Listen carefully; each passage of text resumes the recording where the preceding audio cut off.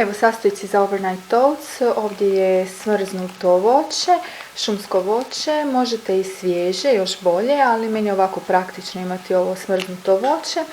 Zatim grčki jogurt, ovo je teglica gdje stavim overnight oats, kupila sam u lokalnom supermarketu, imam takvu i baš onako zelenkastu, lijepe su, sviđaju mi se. Zatim sirup od agave, a možete naravno i med. Zatim misli, ja imam ovaj iz DM-a sa jabukom. Zatim sjemenke čija, već su mi pri kraju, i neko mlijeko, možete ovo rižino koje ja imam isto iz DM-a, možete sojino, možete od badema, kokosa, što više volite. Evo. Znači prvo ću u teglicu staviti misli.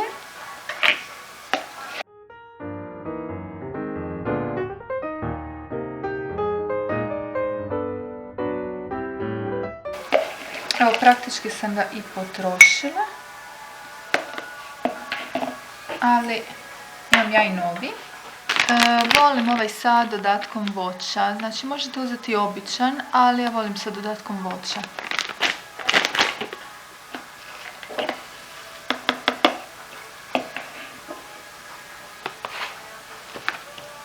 Zatim stavljam rižino mlijeko.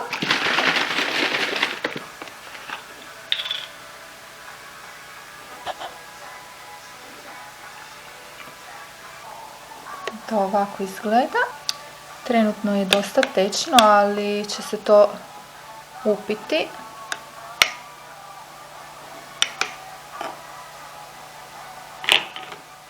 Znači nemojte se bojati dodati još malo mlijeka. Zatim dodajem grčki jogurt. Grčki jogurt zbog toga što volim da je onako krući jogurt. Znači ne mora baš biti grčki, može biti onaj čvrsti jogurt. Ovako. Čija sjemenke, isto su mi već pri kraju, ali imam ja i drugo već pakiranje, spremno. Znači jednu žličicu otprilike čija sjemenke. I njih ću isto malo promiješati.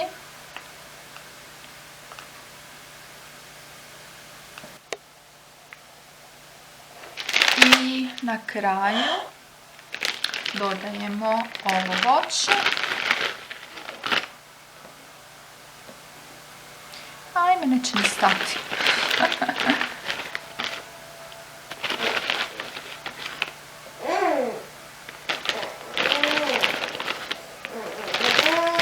I sirup od agave.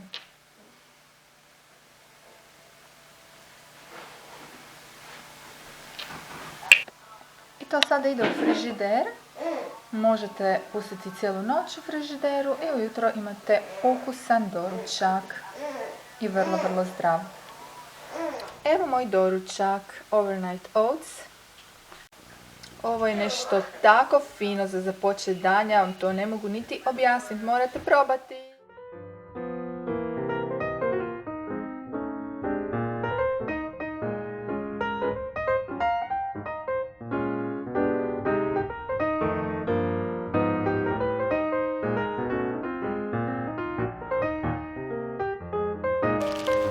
Vidimo šta je stiglo. Ajde.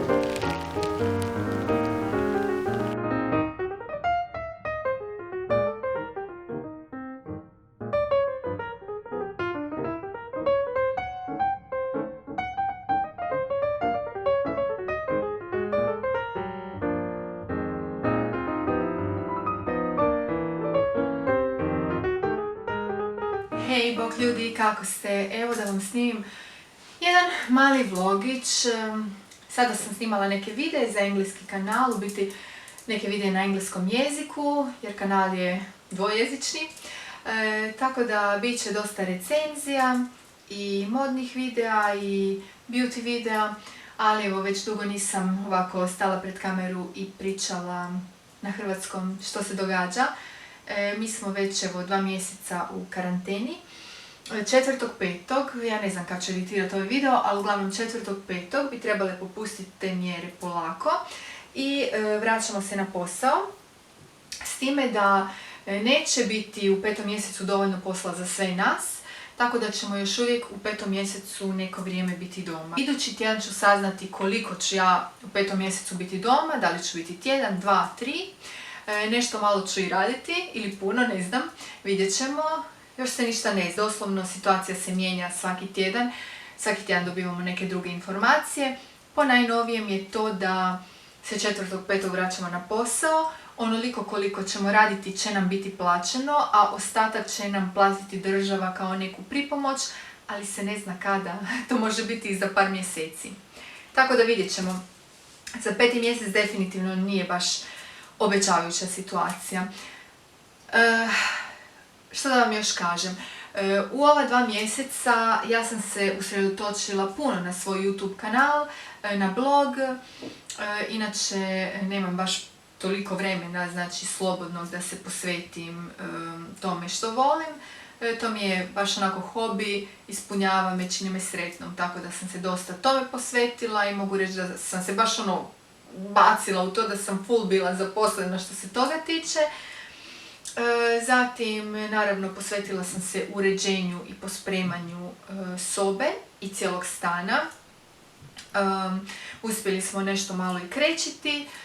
Meni je plan, znači, cijele ormare isprazniti kako bi onako vidjela šta ja to imam, šta ja to želim nositi i oslobodila barem jedan ormar za mog muža kako bi u toj jednoj prostoriji maloj, ukazala sam vam sve ja to u videu, oslobodila mjesto za kutak za mog sinčića, zato jer živimo u malom stanu, situacija je takva kakva je i dosta sam nadahnuta tim nekim videima koje sam vidjela na YouTubeu kako u biti možete iz malog prostora stvoriti super veliki prostor u biti ako ga dobro iskoristite. Tako da se time dosta bavim. I što se tiče ovog ostalog, evo, mene je zadesila alergija, nije me zadesila jer mene svake godine u ovo vrijeme uhvati alergija, znači to je nešto što sam očekivala, što sam znala da će se desiti. 4. i 5. mjesec ja sam gotova, znači to me iskreno čini malo onako neraspoloženom zbog toga što sam doma, mogla bi uživati vani u dvorištu, konačno smo ga sredili, ili u kratkoj šetnici sa sinom i mužem i psom oko kuće, ali ne smijem proviriti nos van, ali doslovno ljudi, ne smijem proviriti nos van. Znači, danas sam bila manje od 5 minuta na dvorištu, doslovno 3 minute jer sam samo izvela sina na dvorište i vratila sam se napadaj alergije. Znači, toliko su me svrbile oči, znate, u nekim horor filmovima kad ljudi toliko svrbe oči da se žele oči iskopati. Znači, toliko su me svrbile oči, toliko sam počela kihat, nisam se mogla zaustaviti. Popila sam valjda cijelu litru kozjeg mlijeka, imam znači kozje mlijeko, imam crni ribez kapi, imam kapi za nos, ispirem nos sa morskom vodom. I to je to što radim, znači ja bi sad trebala ići u ljekarnu i uzeti antihistamin. Antihistamin je nešto što će mi odmah pomoći, ali to je nešto što je baš, mučim se da ga ne uzmem. Trebala bi ga uzeti, ali se mučim da ga ne uzmem, zbog toga što je to ipak kao kemija. I zbog toga što još uvijek dojim svog sinčića, ne više toliko, naravno on je ipak već veće dijete, ali svejedno, ti antihistamini se ne preporučaju uzimati dok dojite.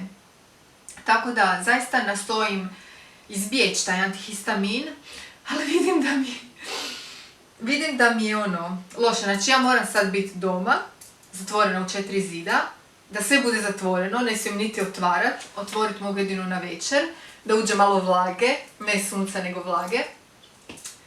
I ne znam što drugo da vam kažem, ljudi, eto. To je takva trenutna situacija, jako mi je teško što ne mogu vidjeti baku, jako mi je teško što ne mogu vidjeti mamu, što ne mogu doći u Hrvatsku. Planirala sam sad barem u 5. mjesecu ići u Hrvatsku i čak biti i mjesec dana, jer čula sam da će popustiti te mjere u Hrvatskoj, ali ne zna se kad će se otvoriti granice, ne zna se hoćemo li opet u karantenu, ja sad moram početi raditi, ne zna se koliko ću raditi, koliko neću raditi, ništa se ne zna. Tako da, iskreno, ova situacija me već počinje lagano izluđivati.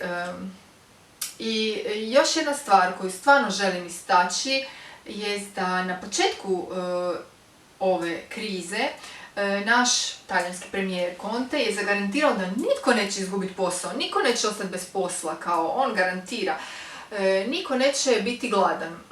Da, ozbiljno, jer sada smo dobili informaciju da H&M u Italiji zatvara 7 ili 9 trgovina, nemojte me sad uzeti za riječ, ne sjećam se, 7 ili 9 trgovina u cijeloj Italiji, 4 u našoj regiji i ostalo u cijeloj Italiji u Bariju. Jedan veliki dućan kojeg su otvorili prije više od 12-13 godina na 5 katova zatvara. 50 ljudi, ne znam, ostaje bez posla, ne znaju ni sami. Možda će im ponuditi premještaj u neke druge dućane, ali ti drugi dućani su popunjeni, puno kapaciteta, znači gdje će s tim ljudima? Tako da, eto, to je jedan primjer, iz moje okolice, iz moje neke bliže sredine, a kamoli da vam ne pričamo o ostalome. I onako jug Italije slabo razvijen, ekonomski prije bio u krizi, sad je još gore, znači doslovno, ne znam, užas. Ja ću vam i dalje snimati, tako da vidjet ćemo, ovo će biti jedan malo duži, veći vlog. Idem sad jesti jer sam gladna, pa vidimo se u idućem klipu.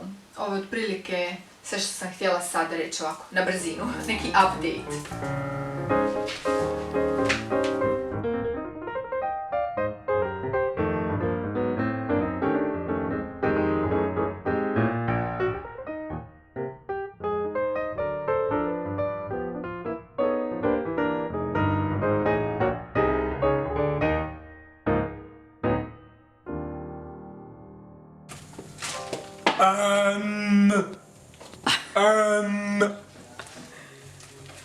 What's up? How is it going? Ovakva je situacija, ljudi. Ja sam se konačno odvažila na spremanje ormara i započela sam sa zimskom robom, naravno. Ovo su majice koje sad više neću nositi jer dolazi lijepo vrijeme, tako da ćemo sve ovo usisati u one vreće. I nešto što mi ne treba ću definitivno odvojiti za prodati ili za odnijeti doma u Hrvatsku. Naravno sluša se Audioslave, možete čuti.